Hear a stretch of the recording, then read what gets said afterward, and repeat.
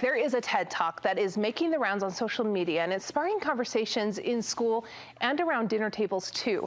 Former school teacher Angela Lee Duckworth left the classroom and went to graduate school to become a psychologist. She started studying kids and adults in all kinds of challenging settings with one goal in mind: to find out who is successful and why. My research team and I went to West Point Military Academy. We tried to predict which cadets would stay in military training and which would drop out. We went to the National Spelling Bee and tried to predict which children would advance farthest in competition. We studied rookie teachers working in really tough neighborhoods, asking which teachers are still going to be here in teaching by the end of the school year. In all those very different contexts, one characteristic emerged as a significant predictor of success. And it wasn't social intelligence, it wasn't good looks, physical health, and it wasn't IQ. It was grit. Very interesting. That one-word summary right there says a lot, doesn't it? And the scientific underpinning certainly gives it traction. Dr. Duckworth's conclusion that doing well in school and in life depends more on just talent or IQ. It strikes many of us as, well, common sense. So we wanted to advance the discussion with questions like, what is grit exactly, and does your child need it?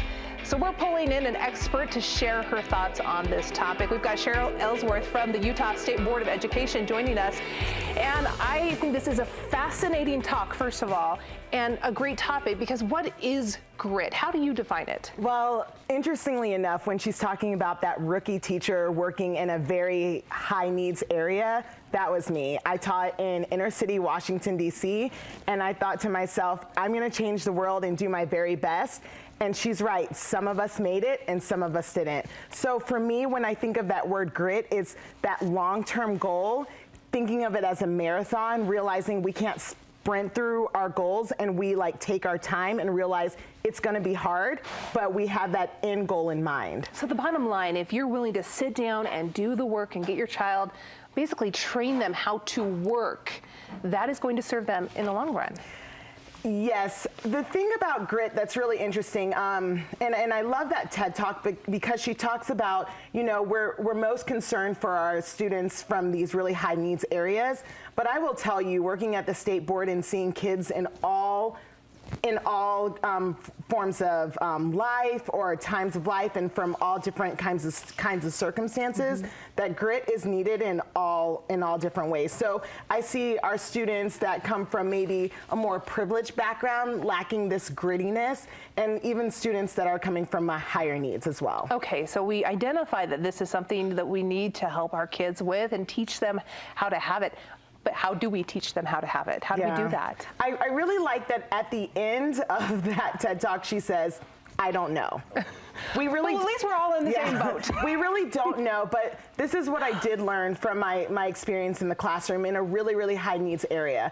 I had to treat anything that I gave my kids very much like going to the gym. I had to start little by little, and it was like building a muscle. So giving my kids too many tasks, too much at once, really didn't allow them to develop themselves. And a lot of times if I gave them too much, that's when the meltdowns happened. That's when they threw papers off the desk and those kinds of things. And so when I realized, you know what, they can do this, it's that belief system within them that needs to grow. And for me as a teacher to have a growth mindset, or as a parent to have a growth mindset that our kids can do it, giving them little by little to strengthen that allows them to move forward. Absolutely. And then it moves beyond the classroom. Let's talk about how this really does apply to life lessons.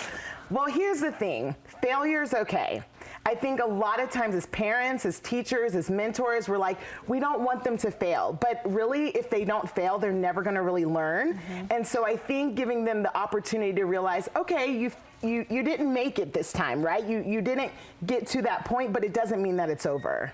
Okay, if you could give, just thinking as a mom here, a couple, just one or two pieces of advice, how to start. Yeah. Is it a conversation? Is it identifying if your child is struggling in that area? What's the way to start this?